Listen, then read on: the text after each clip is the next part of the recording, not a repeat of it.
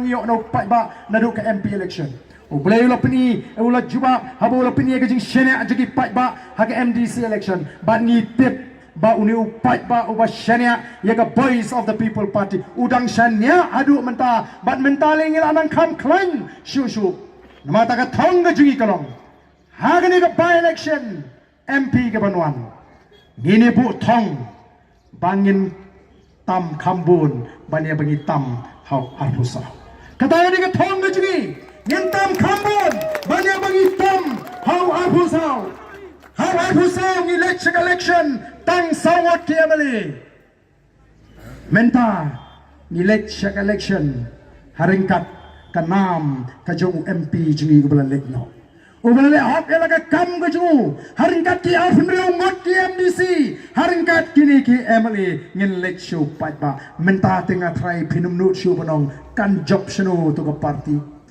how arfu saw to biong saw ngot kaya ko ban job MP nong tri party rumdon AA rumdon shani leite tangui MDC kan me job ndre menta tang hapo giant hills prangot ni don ke MDC kemudian ke jengke kle ilalong kata kaliang persya ka baklan wat penwai dorbar tangkat san minit ngem syasyu klem ya tai ke jenge nesno nomor kata katau bangi dei ban job kambon tama om bangin sarong habangi klan nang pen klan nang bangin pinti kena arpo pra katong ngejungi galong ngini banjop lai poar nagan lai pon rio nay nagan repo toki pai babi lai poar nagan lai pon rio bara bang ong kumta kamut bagini ot no ega Garu Hills Garu Hills kumbalong tang ngin job kabangi job na Garu Hills kande tangun namtam yaga voice of the people party mri nanging in job ban sinsha ki kun sama ki long keme ki beton ke jing ke kle hot bat ki katu kane ki long pa baleng ong kumta nama sosi banong bon ulong pa ubarit min sim habadon katu ke jing ong mo balas dang man ong yanga banganyu ben yu po e jentia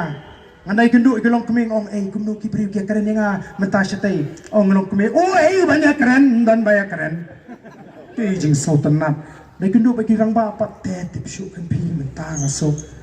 bon sim no makam pendo men sim dai rang ba ko ki rang ba to ngin long rang ba no ngin nem pendo men sim nasdang ya ke clean politics kibon banyak kendu yang nga benong syano kan lelong bon ki rang ba dai kendu kilong kumi ngin twai nam taw jong pi bo blay un kersat kata gade bangi don kam ko ki pat babi janga bangi laban job ya gani katma. I think next on 2018 we will be able to win solid majority. And why I say that because lots of work has been happening on the ground as I speak. Yes, obviously fighting is there.